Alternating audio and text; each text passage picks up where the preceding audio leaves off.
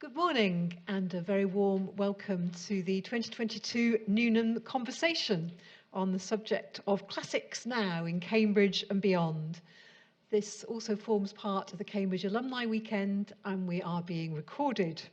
My name's Alison Rose, I'm the Principal of Newnham College, and it's my very great pleasure to introduce two of our fellows, Private Director of Studies in Classics and Trustee of the Fitzwilliam Museum, Dr Carol Atack, and our first Onassis Classics Fellow at Newnham, Dr Shushma Malik. They will be exploring the continued relevance of classics today. Political figures are often compared to figures in Greek or Roman literature or history, such as the Emperor Nero or the politician Alcibiades.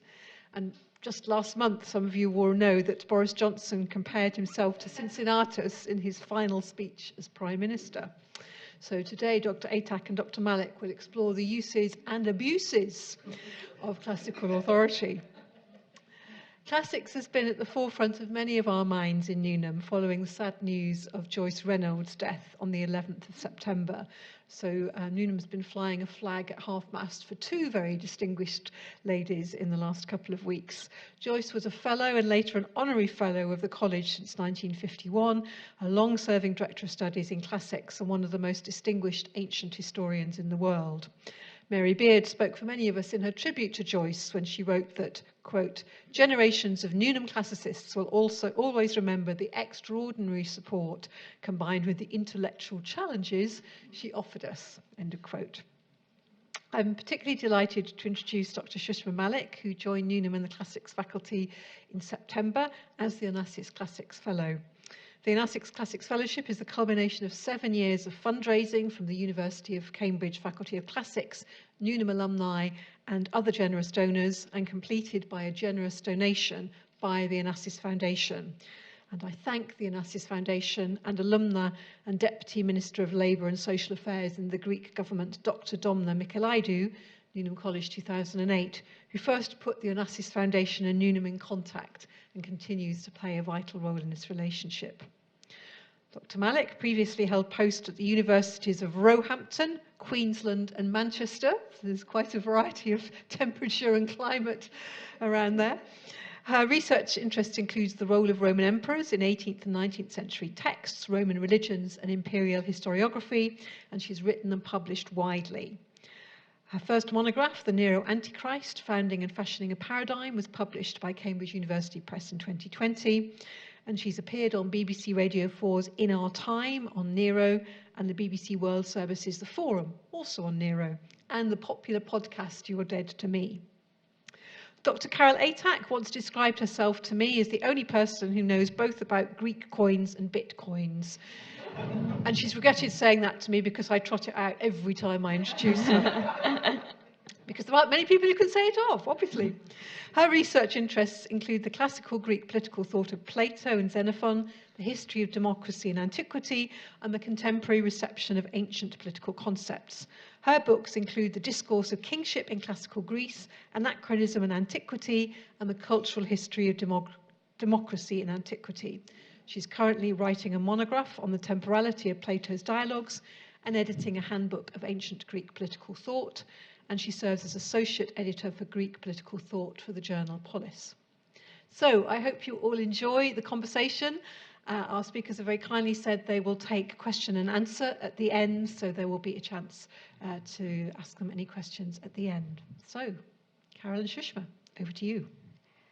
Thank you. Thank you for that incredibly generous introduction, Alison. Very delighted to be speaking to you all today in conversation and to give you some insights into where classics is now and where it's going at Newnham at what I think is a critical moment of change in college, in the faculty, and more broadly at a time where classics has been perhaps more central to public discourse than it has for some time. I put this picture behind me on the slide, the Gwen Revera print of the wedding of Daphnis and Chloe, because it's a lovely pastoral scene and it always makes me think of the riverbanks at Grantchester Meadows, and also a great moment to have a calming pastoral scene as term arrives on us. Our next slide, we also wanted to start by paying tribute to our foremothers here at Newnham as two relatively recent joiners to the Newnham Classics community. And I know that there are several people in the audience who have been a much longer standing part of that community than us. And we're both, I think, very proud to be part of that. Again, also for our delight in the SCR, the wonderful portrait of Jane Harrison. I wish I felt as calm as that as term approaches, and we're frantically scurrying around working out supervision arrangements for undergraduates and what week we're going to manage to do things, and getting notes and everything ready for the coming term. And obviously for Shushma, that will be her very first term lecturing at Cambridge. So we'll hear a bit more about that later.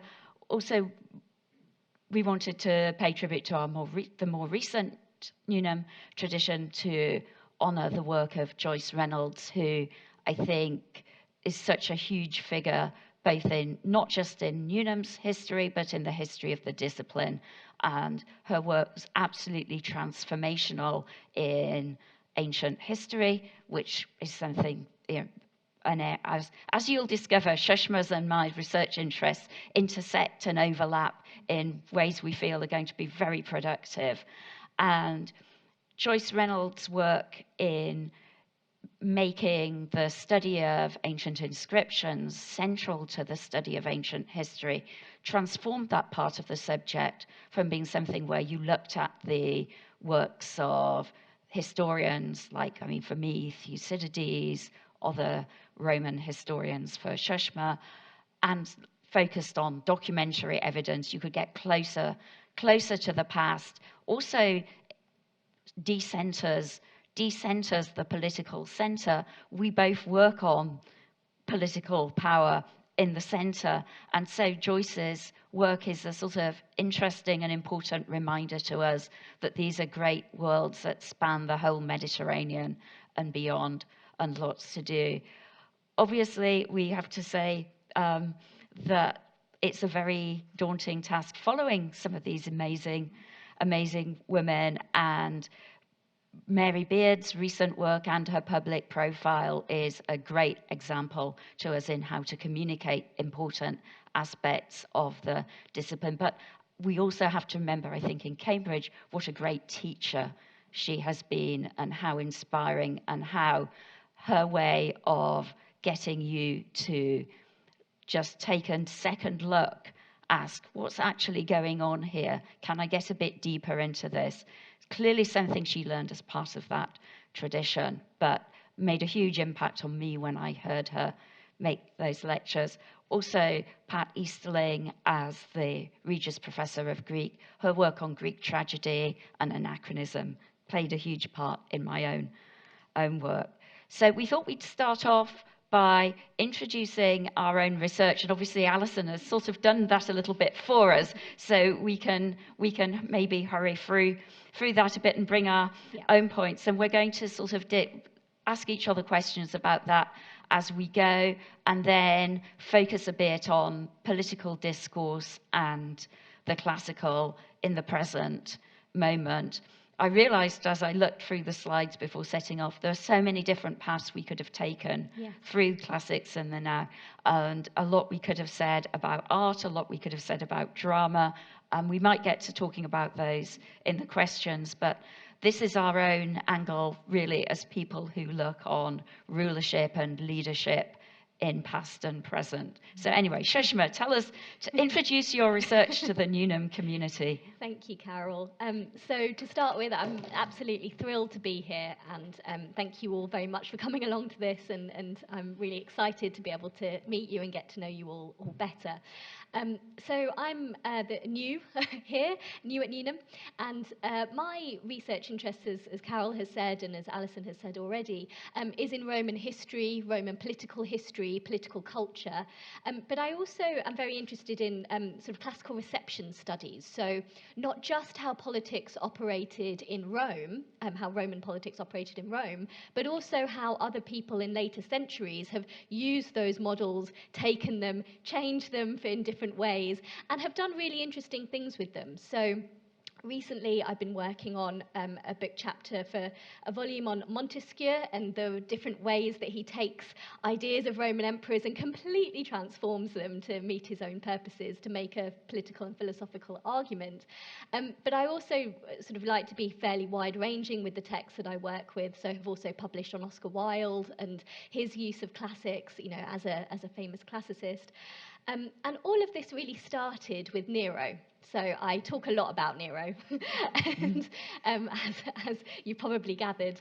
And it really, when I was an undergraduate, just struck me how much Nero pops up in all sorts of different places, how he's used as a decadent icon by someone like Oscar Wilde, how he is the Antichrist in the early Christian tradition, how he's the archetypal sort of matricide, mad tyrant, and it really depends on what you want to do with him as to which bits you focus on, right? Do you ignore the killing and just focus on his aestheticism or whatever? But it's really I always found it very, very interesting how one character from history can be transformed in so many different ways, and Nero really struck me as a really good example of that, which is why I wanted to work on him more. But really that's the current that goes through, I would say, my work so far. I will switch now to things that I'm sort of doing at the moment.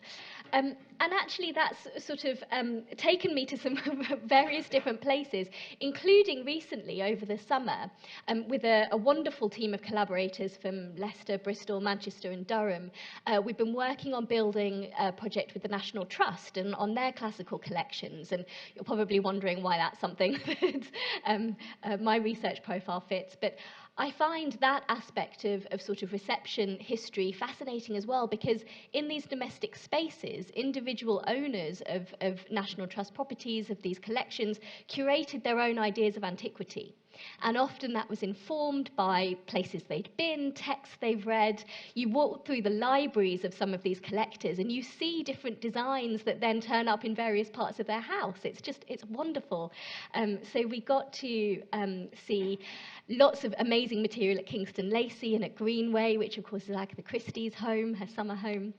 So that was really wonderful, and we're building up a research proposal to be able to take that further with the National Trust, and that's a really exciting thing. And also the collaborative work is something I love as well, and that's why I'm really looking forward to kind of being able to work more closely with Carol too, because our interests intersect.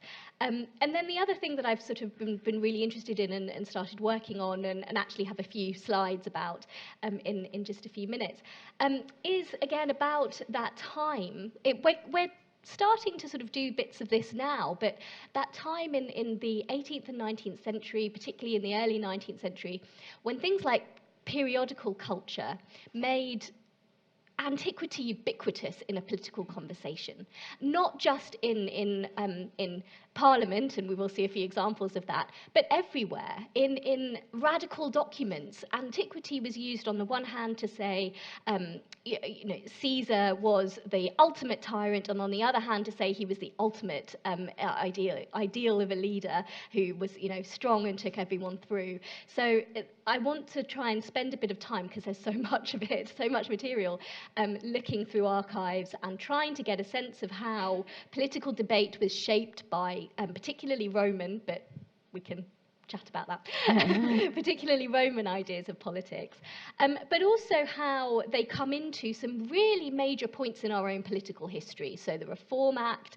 abolition of slavery, and I'm also interested in, on the one hand, how antiquity worked as a way to understand these things, but also how it might have hindered some things. So there's a two sides, I think, to some of the research I've done so far in any case, but it's a very interesting period. I find it a fascinating period. And just to give you a little bit of an idea, oh, here we go. A few bits from Hansard. So one from 1831, which you'll recognise as a very key date in voting reform and the build-up and the aftermath of those kinds of bits of legislation. And when people are talking, you've got a mixture of sort of radicals and Tories here. Cicero comes up. I won't read out the whole quote, but you can hopefully see just over here a little bit of an idea of Cicero and what, you know, not what would Cicero do as such, but in this context of talking about these big political movements. In this case, it's the ballot, so whether voting should be secret or public. What does Cicero have to say about this? What can Cicero tell us about this? And then also, I quite like at the bottom, Mr. Hunt, Henry Hunt, who of course was a radical and a very famous one. Very notable person in Peterloo. He sort of basically says, well, let's stop thinking about Cicero and let's start to think about our own time and what we need right now. So there's a bit of a kickback from him. He doesn't get his way. Cicero wins out, incidentally, on this particular point at this particular time. Of course, it is instituted later on. But I just wanted to also contrast that with something from February 2022. So this year, this isn't something that's just a relic of the 19th century or the 18th century, when in the Nationality and Borders Bill, one of the most controversial pieces of legislation to go through our Parliament, this year, I would say, one of them, we again get an idea of when we're trying to talk about what a subject is, what a citizen is. Cicero again comes in, and it's the very famous bit. I'm sure you'll all know it. Of the Verres story, I am a Roman citizen. Saying I am a Roman citizen means that he cannot be flogged. It means he has to go back to Rome and face trial as a Roman citizen. Do you think it's interesting that the first the 19th century quote was in the Commons, and this is in the Lords? Has classical discourse moved locations in the 21st century? I mean, it's very. Yeah. I think it's a really fascinating aspect of this. Who is using classical tags? Yeah. Who has that resource to draw on what they're doing with it? Because we've certainly seen, as you pointed out with your first slide, the radicals saying, let's get away from the ancient stuff, let's stick with the modern. And there's always that question, what's the motivation behind the use of the appeal to classical authority? Is it always well-intentioned? This is a great exemplar, which totally clarifies the point I'm going to make so everybody can understand it better. Or is it a way of controlling, shutting out, excluding? I think that's one of the big questions of the moment. Absolutely. And I think that understanding how the kind of excavations that you're making are really important in understanding how that discourse has shifted and changed, because Alison alluded to our recent Prime Minister's appeal to classical figures. We might often say, is this just a bit of showing off? Is this an identity creation? Is this serving any valuable political purpose? Is this even what we might call a dog whistle to a particular subset of the audience who are activated by hearing a mention of a classical figure in some way? So I think this is a really important point. And I think that one of the things that's really important about doing this now is that, sometimes in classical reception projects, people have just been satisfied to sort of compile a list of mentions and, oh, look, Thucydides got mentioned 30 times in the debates for this particular topic, but only twice here. That it's become a critical analysis. Why is this being used? And I think that's something that's really important about how we're doing this now, something that's changed and I think is really really significant. So yes, absolutely. And your point about the Lords is a very really good one, because I don't think necessarily people are doing this in the way that, we get the Cincinnatus reference as a kind of, like you say, wink perhaps to a particular part of the audience. This does seem to be like a common language. So if you talk about Cicero and you talk about an example like civis Romanus sum, I am a Roman citizen, it's something that it activates something in that particular audience who have a shared understanding of what this means. That seems to be or at the moment, sort of some of the ways that it's used in the Lords, whereas now in the Commons, it's become much more of a tool to kind of think about, or to either confuse or to obfuscate or to try and make something make a point that doesn't need to be made in that way. So it's a very interesting shift from one to the other, I think. And similarly, in the 19th century example, again, it was sort of far less well known than the I am a Roman citizen example, the private ballot and the problems that, that Cicero said this was one of the worst things that could happen for Roman politics. It was because that's how you made people understand your point, right? Cicero said it, and this is something we need to think about. So Henry Hunt was not happy, but I think probably some others might have been. So again, Alison has introduced my work so thoroughly well, I don't think I need to go over it. But what I want to do is talk a little bit about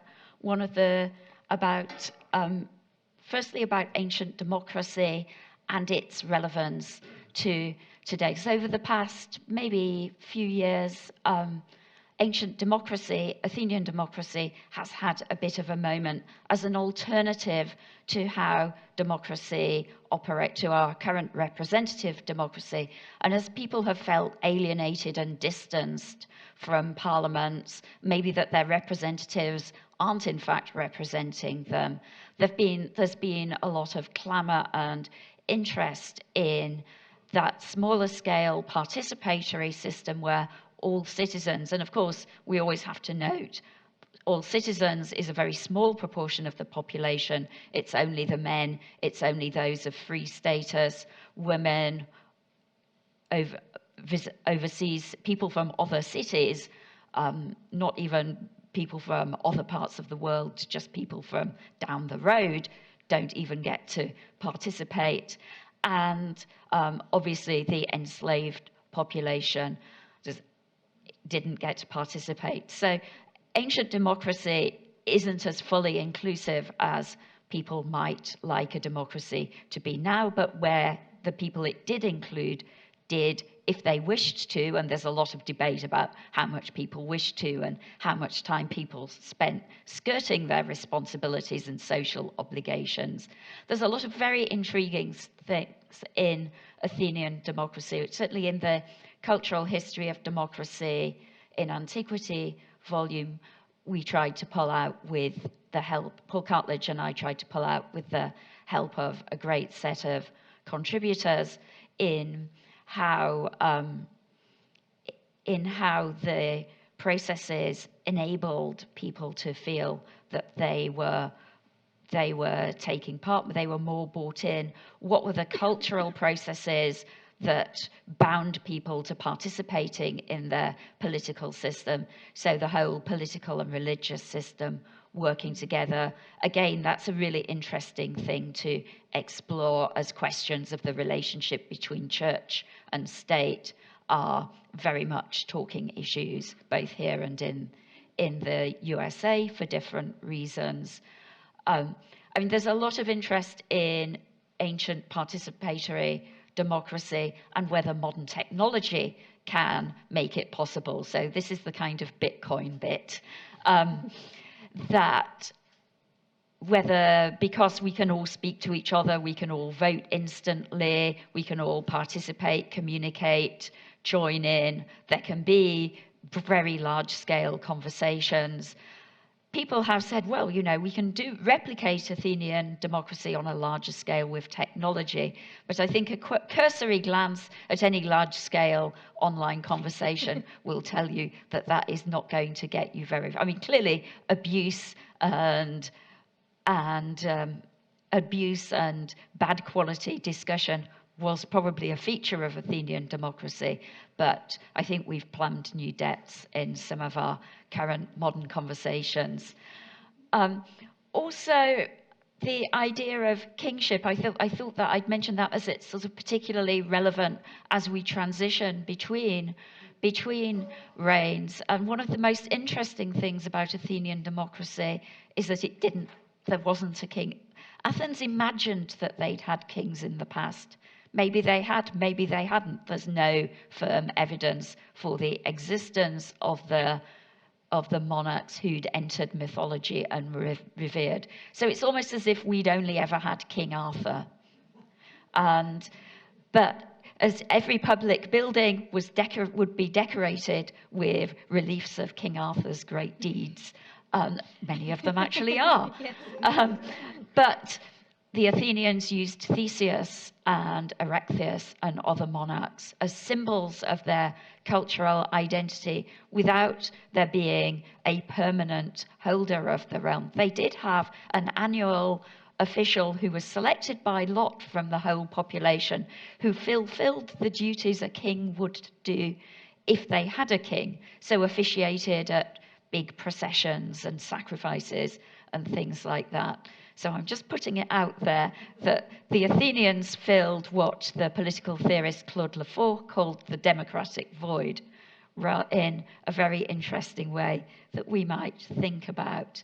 And then just to sort of introduce a couple of things I'm working on at the moment. One of them is a new handbook of Greek political thought. One of the issues, you'd think that everything anybody could have thought about texts that were written 2,400 years ago had already been thought. But the changing political circumstances, the changing political discourse, the different ways in which they're invoked at different times makes them, we have to rethink anew. And one of the current issues with ancient political thought, my own subdiscipline, is that it's somewhat being captured by, I think, what from our perspective we'd call a fairly right-wing, very traditionalist point of, presents itself as traditionalist, actually is radical and possibly destructive in a way that modern conservatism often is. And they've sort of captured ancient political thought with a few very honourable exceptions in the United States. And I wanted there to be a handbook that students could use that represented a wider range of approaches. So my big project is pulling this together, and there's one of my contributors sitting here. So I'm very thrilled with the amazing group of people who are contributing to that from across political and methodological perspectives. I'm also continuing to work on Plato, and again, looking at what it means to reread dialogues using contemporary ways of thinking. So I'm using phenomenological theories and queer theories to unlock ideas about the way Plato messes with time and time messes with Plato, and you can see both those things taking place in the dialogues. So I think let's move back to some of our political examples, because Shushma has come up with some great examples for us to look at, and I think we've got about 10 minutes, I think, to do these properly. So, okay, so I just wanted to sort of to bring us back to some of those Roman ideas and where sort of all of this started, in terms of how kind of my interest in Nero has transformed in various years and as we go through the political system. I just wanted to give you like a little bit of a snapshot and an example of some of the ways that political Roman politics often enters into the popular discourse as well as that sort of Hansard side of things. So we've got the parliamentary records, but even the idea of Nero fiddling while Rome burns is so pervasive. You know, it's a meme. It's everywhere. There is, an incredible academic has written a whole paper on where the history of Nero fiddling as Rome burns as an idea. And it really does go back very far, as has Gina Kloss as well. Ex-fiddle while Y burned, examples of history's hottest meme, and she ranks them all. I know, it's incredible, isn't it? But just from sort of recent times, including not just sort of UK and American examples, but in Brazil, when you had with incidences of the pandemic, Brazil's president fiddles as a pandemic loons. Brazil's Bolsonaro dismisses Amazon rainforest fires outcry. I used to be called Captain Chainsaw. Now I am Nero, setting the Amazon aflame. So fiddling while Rome burns, setting Rome on fire, things that absolutely are being used as political bywords for, and again, as in the Lord's examples, I think, these are just ways of making people understand things. It's a sort of currency in a way. And then from one of the ones that I found most interesting, Bernie Sanders at the Democratic National Convention, Nero fiddle while Rome burned, the president golfs. So again, that idea of neglecting your duty and not doing what you should. But like I say, Gina Kloss has put together a wonderful, in the online magazine Eidolon, a wonderful list of all of these things. And it's, Nero is a great example, but we also get it with Julius Caesar, of course, as well, who was not an emperor, as you all know, but certainly doesn't escape any of these. And this is a Sunday Times cartoon that you may recognise from this year, Partygate. When it came out, Mary had to take to Twitter very quickly to explain what was going on and talk about it. But Julius Caesar, of course, being stabbed in the back with corkscrews rather than with daggers. And it's interesting. So the other reason why I wanted to talk about these is because it signals a moment, doesn't it? When you see Julius Caesar being stabbed in the back, you know what's going to happen. You know the decline that's coming. You know that then we're going to get some sort of significant change. Of course, in ancient Rome, it signaled the end of the Republic, symbolically, if not technically, and into a monarchy. There's something significant is going to happen when these kinds of things start to enter the political discourse. I think that's absolutely fascinating, and yeah, the figure that's being mapped onto here is Julius Caesar, precisely the person at that critical transition from the fall of the Roman Republic, where when I think that we've had years of, I'm Pericles, or, but is he Alcibiades, the glamorous, naughty, bad boy? And, in your dreams, former Prime Minister. Well, yes, indeed. And he actually, I think, I always said, no, he's Critias, who is the very wrong-thinking relative of Plato's, who was the leader of an oligarchy installed at the end of the Peloponnesian War under Spartan control. So when Athenian democracy fell under external control, I have always felt that was the great Athenian counterexample of, this is, who you should be comparing yourself to. But I think that this image and the moment it evokes is just so incredibly apposite and deeply worrying. But I think, it is, to sort of revisit a point we're saying, it is that is a wide, and maybe it's part of a very long, complex history of classical reception, because obviously we don't just know Julius Caesar's story from ancient history lessons. We don't just know, we know him from Shakespeare. And so it's got a long, complicated history, because Shakespeare is writing plays about tyranny in a complex political environment at a moment of huge change. And his Julius Caesar is particularly well placed in a moment of political complexity and engages in it in a quite complicated way. So when you're, and this is one of the things that I learned on my Anachronism and Antiquity project, is that when you're these classical allusions, it's not just as not just a one-shot mapping from a single now to a single past.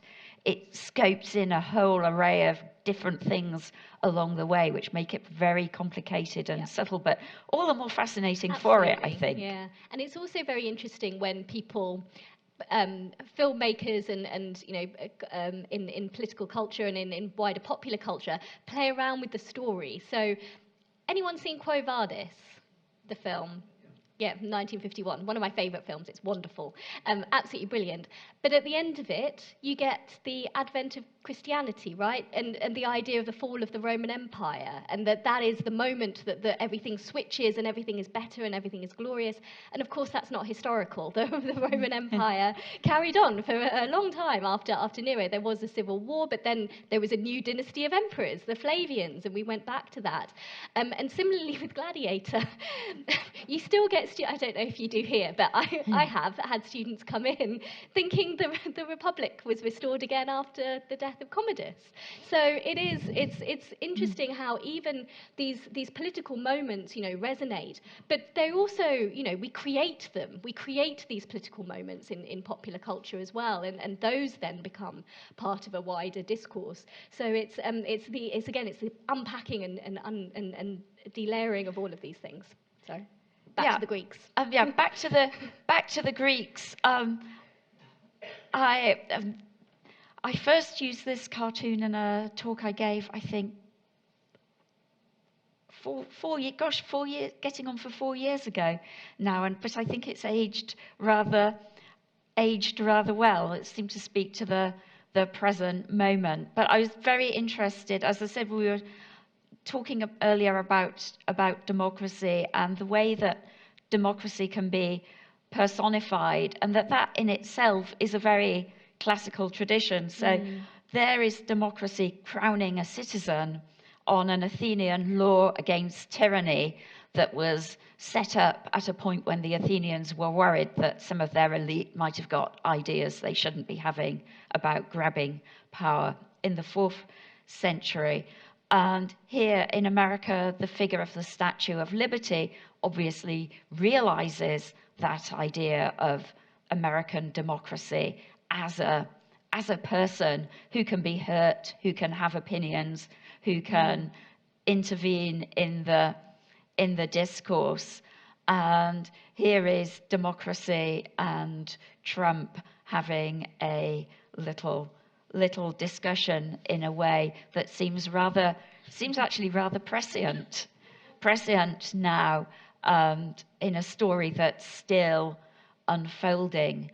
But that idea that democracy is something that can be personified, the personification of values like freedom, like democracy, is something that goes all the way back to classical culture, and that, you know, can be engaged now. And it's very, you know, that we've got these ancient cartoons illustrating laws, that they fit so nicely with cartoons from newspapers now, I think is a really interesting way that the classical past and the present interact with each other so very strongly and memorably, and I think speak to the point that Shushma's been making all along, that these classical moments can crystallize an idea, a thought,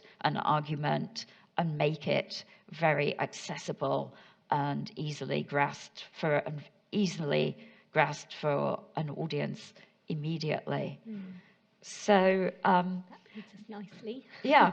So we wanted to finish off just by giving you an update on what's happening in the classics in Newnham and Cambridge Now a little bit about what we're actually going to be doing.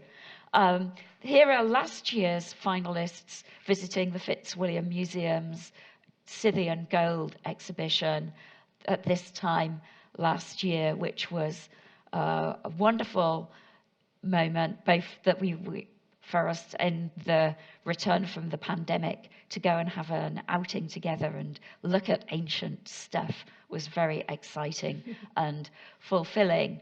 But I wanted to emphasize how vibrant our current classics community here in the college is. We've got a great bunch of new freshers joining our existing students. They're all enthused and engaged by a wide range of things. I think 2 of them are acting in the Greek play, and a couple of others are involved in other capacities in that production. So it's something that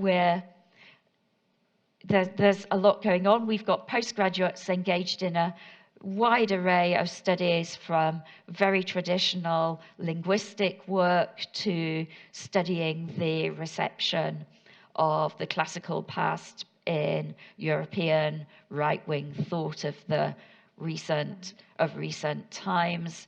And there's also the course itself is making a commitment to encourage students to understand the way classics operates in the present world while they're studying their language work, while they're reading Homer and Virgil, as they absolutely should do. They're also thinking about what that means now. And Shushma is going to be playing a big part in that teaching in the faculty over the coming year. So if you'd like to just say a little bit about that. Yes, so I'm really thrilled to be able to contribute to both Classics Now and Classics Live. So Classics Now is for first year students or the first 2 years of students, so either prelim or 1A. First 2 years of students, and they are going to get a series of lectures from lecturers across the faculty and outside as well on how classics resonates in our modern discourse, how classics is what real touch points in classics, what is going on in the most up-to-date research that's being produced. And I'm really excited to be able to contribute something on imperialism and empire. So that's coming up, and it's going to run across the year. And as I say, there's a wonderful lineup of speakers. And then Classics Live is a 3rd year course that I'm co-teaching with Ingo Gildenhart, which is incredibly exciting, and we're both really excited about, which will be teaching in Lent term. So we have a wonderful, again, lineup of guest speakers to come and talk to us about various points of classics now, everything from video games to Michel Foucault, which is kind of now, to novels, to all sorts of ideas of how classics functions in our modern community. So not just the political, but the literary, the tragic, all of the things that we were talking about, or could have talked about today, we will be looking at during the course. So we've got a lineup of wonderful speakers who will give a guest lecture, and then we'll spend 2 hours deconstructing their guest lecture. So we're really excited about that. And that's, just a very small part of what the faculty, I think, are doing to make classics and to keep classics exciting and lively, and just the wonderful discipline it is, with the balance of the really rigorous sort of language teaching that is, of course, still the fundamental part of the course, but with the vibrancy of classics today. Yeah, and as a final point, Newnham is playing a part in the development of the subject. Mary Beard's offering of Joyce Reynolds Awards for undergraduates will hopefully play a part in encouraging applications for the subject, and students from a wider, more diverse range of backgrounds who will bring important perspectives to the studying, to the discussions in which they take part. So again, a way, so I've to sort of come round full circle. Newnham is only across the road from the Faculty of Classics. It's a very close relationship. We play a big part in the life of the faculty, I think since the opening of the Iris, goddess, cafe, and even more significant part in the informal conversations that classics is involved with. You can usually find your colleagues in sipping a coffee on our premises, so that's quite helpful. But I think it is a great, very positive moment for the subject, both here in the college and in the faculty, in the university more broadly. There's a time of controversy, of debates that sometimes take a negative tone, but I think we've hopefully set out to you today are some of the exciting and interesting ways in which one can engage with classics critically, drawing on the best of the past and contributing to a great future for the subject. So now I think we're happy to take questions.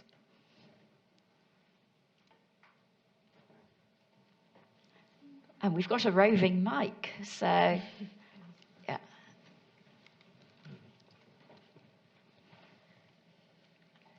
Thank you very much, Emma Maudsley, Geography Fellow.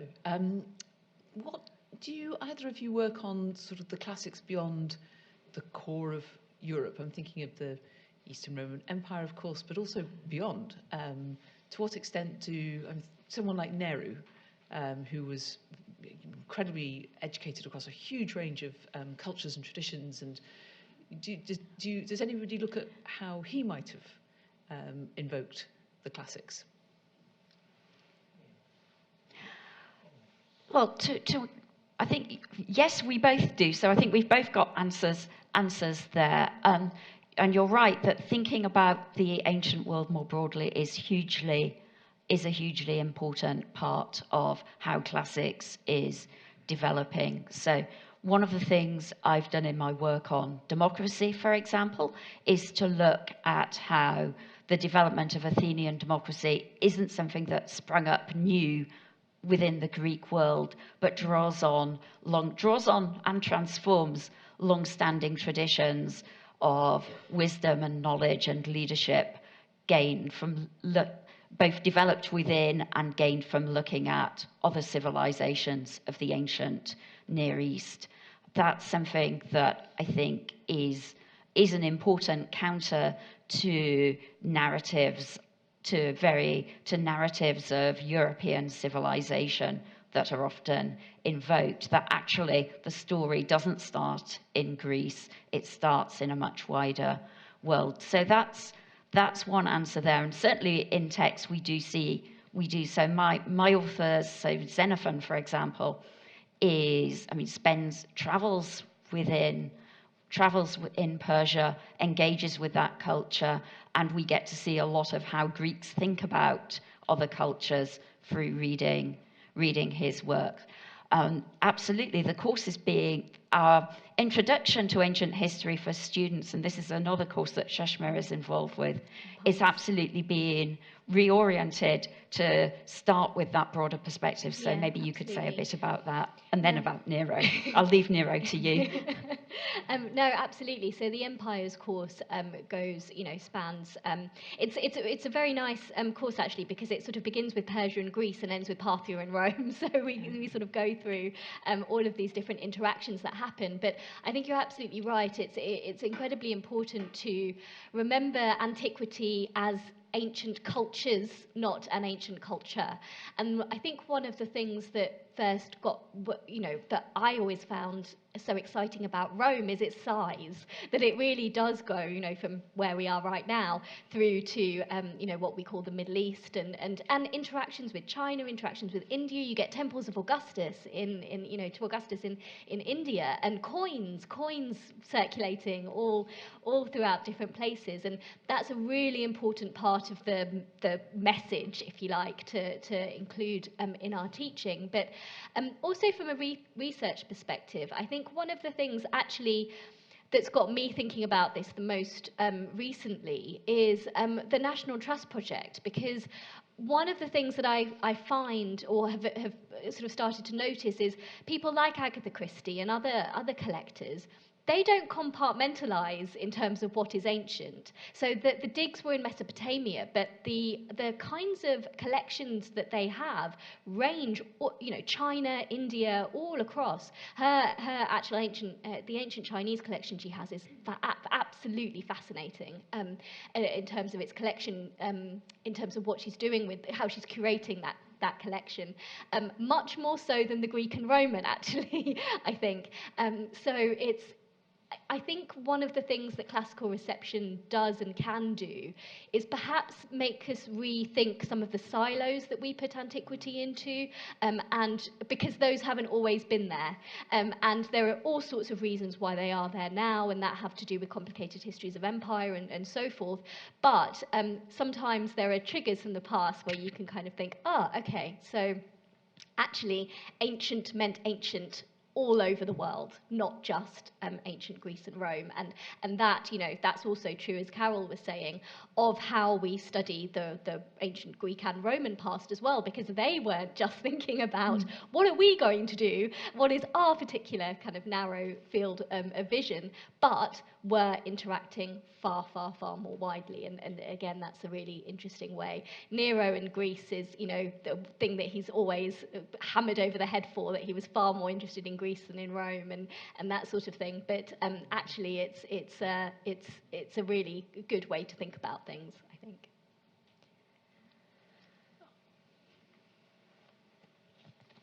Hi, Anne Wilson. I'm a classics graduate of Newnham.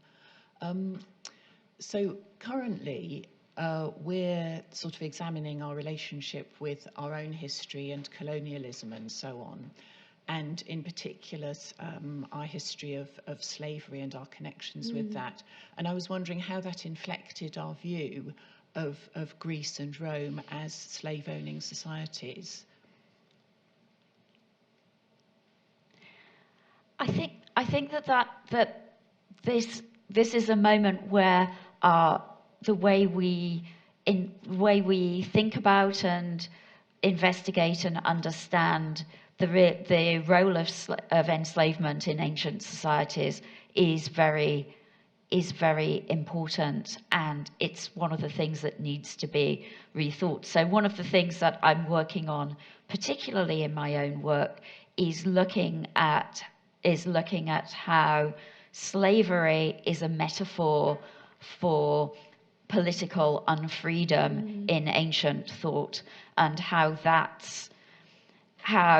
people have almost glossed over the centrality of that metaphor, and how it's not a metaphor, how it both is and isn't a metaphor in the context of ancient society. How when Socrates tells people that they will learn to be a properly free person in his tuition, as Xenophon's Socrates does tell people, that's a very political point, and one with, I think, you know, very complicated consequences, because there the classical reception angle is when, for example, the founding fathers of the United States, many of them saw Xenophon's Socrates as an incredibly important point of reference. They thought those works were really central to their understanding of the ancient past and to their own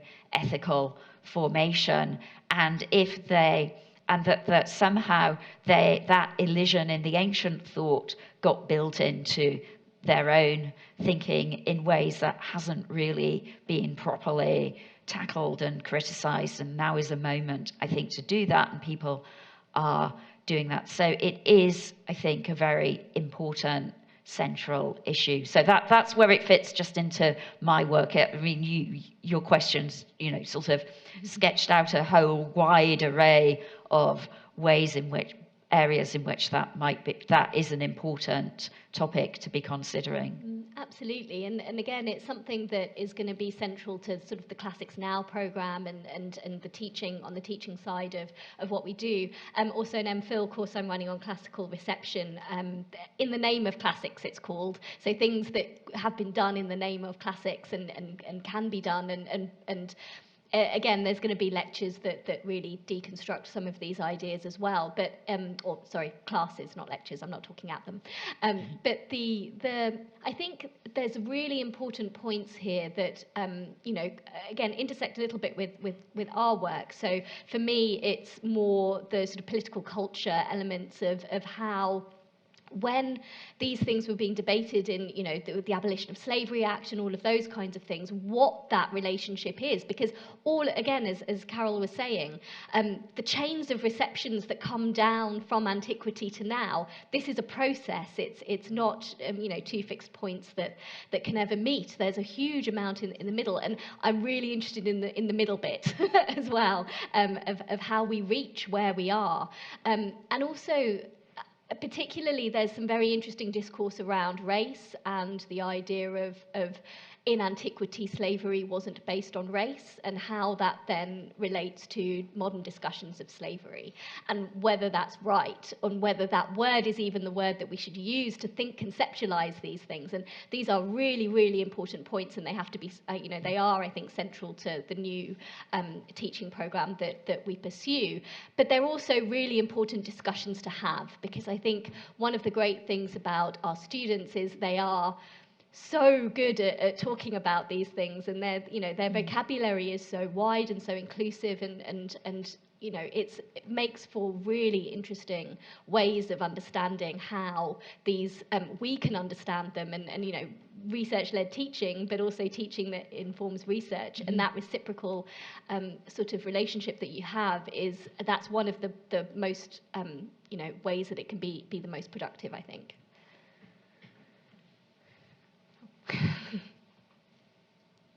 I'm Anne Matthews, Classics graduate at Newnham. Following up on slavery point, you mentioned Quo Vadis. Yes. I'd like to know if you have any comments on another great Roman film, Spartacus. Yes, well, many. I won't give you another lecture. Well, of course, the great Marxist kind of idea of how to make a society in Rome that can be equal, or attempt to try and idea of the rise of the proletariat.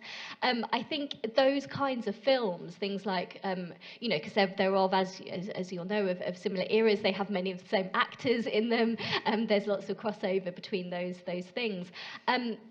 They're really, again, important ways of showing how politics seeps through in these kinds of models, and they inform each other. So to say that Spartacus is written, you know, is a Marxist reading of a very, very small bit of Plutarch, essentially, on Crassus and so forth. That then gives it a kind of political relevance in now, but also gives us a way of reframing antiquity. So one of the things that I think is most important about classical reception studies and the theory that has come out of that field in recent years is that this is a reciprocal kind of arrangement. If we do a Marxist reading of Plutarch or that story, that doesn't just give us something to tell us about the 1950s, 1960s, what the climate was in those periods. It also gives us another way to understand the processes that happen in antiquity.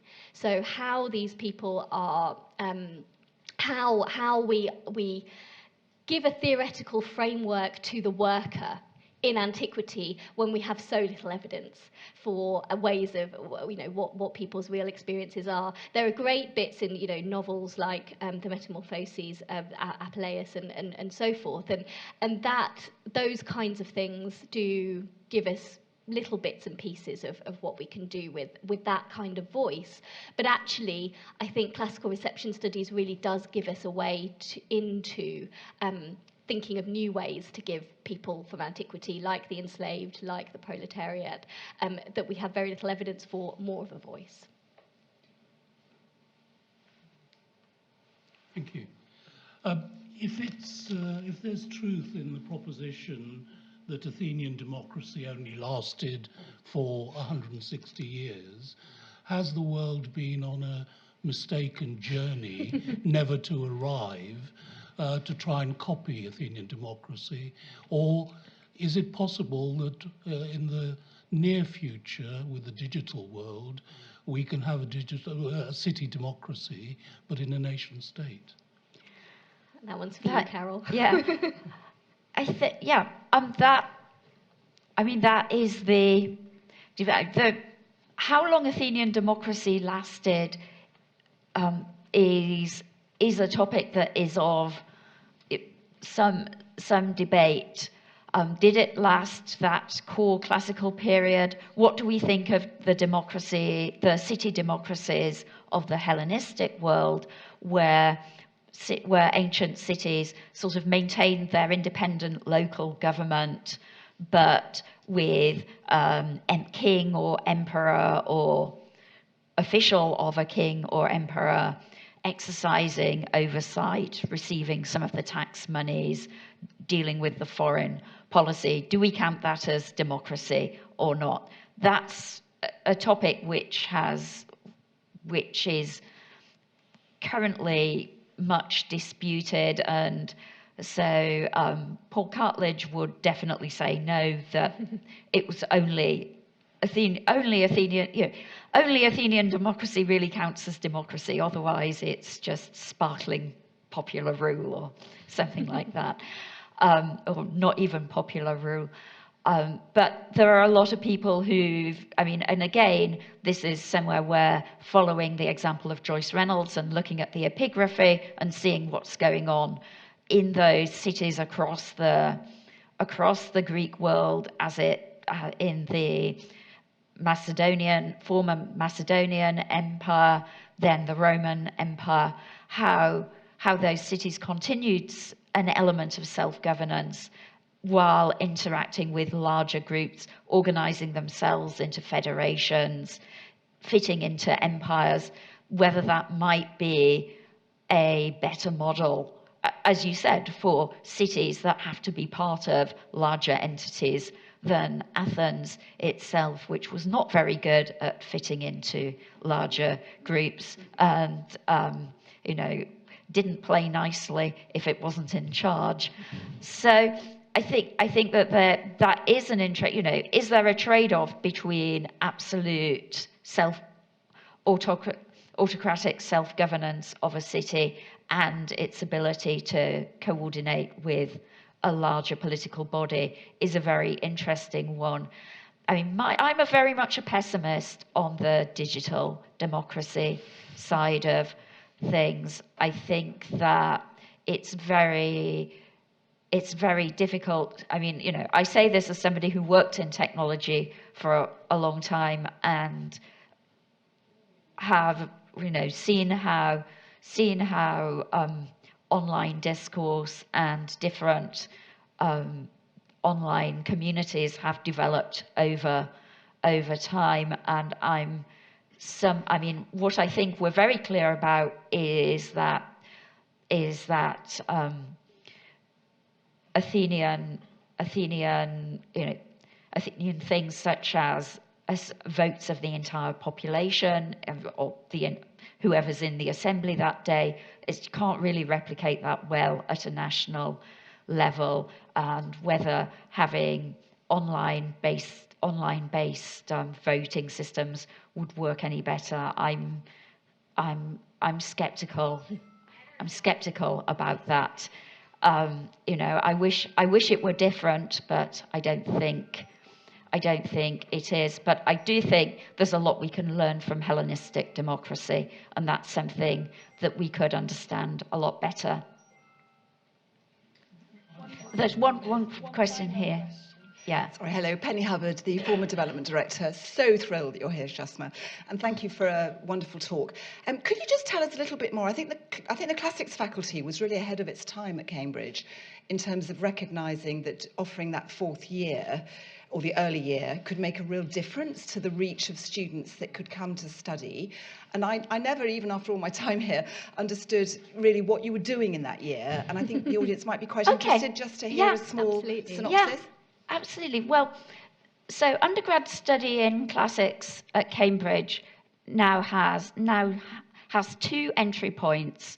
And the traditional entry point was that you arrived with A-levels in Latin and possibly Greek as well, and you studied for 3 years, and it was assumed that you arrived equipped to read Latin texts from the moment you got here, and you'd be got up to the same level at Greek soon thereafter, which is a pretty intensive and I mean, it's called intensive Greek, and they really mean it when they say intensive.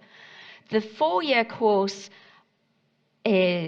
was launched to enable students who didn't have A-level Latin to join that course. So the initial year started out really as pretty much purely language training to get students who'd not had the chance to study Latin before, or not had the chance to study it to A-level standard, to spend a year in Cambridge intensively learning Latin, so that then they were ready to meet the incoming 3-year cohort and do intensive Greek with them, which was a huge ask. And my admiration for the students who've taken that on, often because knowing that you're going to like studying ancient languages is quite a tough bet. Some people love it, some people really do not love it, and some people thrive on it, and some people really do not thrive. And I think that's absolutely fair enough. Not everybody likes the same things, and not everybody has to be good at the same things. But the Cambridge Classics course does ask people to be good at some very specific things. The prelims course, the 4-year course, has evolved a little bit, and from this year onwards, it's really quite significantly changed to be more integrated with the first year of the 4-year course. So our students who've spent that initial year don't have that, that they've been in a room on their own learning Latin and then they're let loose with the other students. It's now much more integrated. I mean, certainly in college, we've always given the 4-year students a much broader initial year, introducing them to the other aspects of the subject and making sure they're really well prepared to deal with Greek as well the following autumn. But that has been a horrible cliff for students on that pathway, that we're hopeful that the new structure of those first 2 years of the course, which is starting this term, will address. And we've spread, so the students coming in for the 4-year course now start Latin the summer before they arrive, and some of them, we've got 3 students arriving for the 4-year course. They've already been here. They're amazing. I'm so excited. The incoming year we've got this year, there's such a great bunch of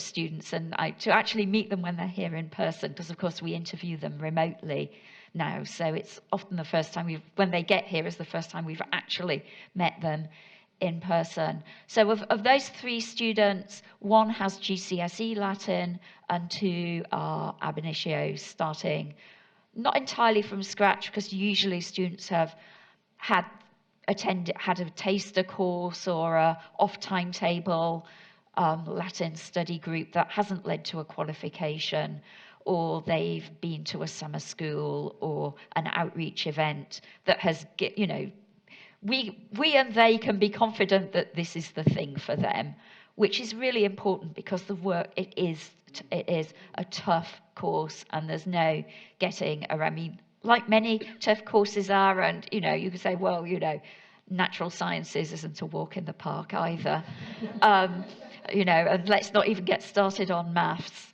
But classics is a very tough and demanding course, and so we pour a huge amount of resource. So one of our language teaching team, Hilary Goy, is here, and she's a huge help with our Absolutely. language teaching, and we've got a lot of people, a lot of resource helping our students with the language work. But the aim is that there shouldn't be such a, by the time they finish the 1 year or the 2 years of prelims and 1A, that they're a very integrated cohort, all equipped to make the same choices in the rest of the course. That's really, really important. But it has been a really important way of making the course more accessible to that large number of students who don't have the opportunity to take Latin A-level in their previous, teaching of Latin in schools is expanding and improving, and there's great work being done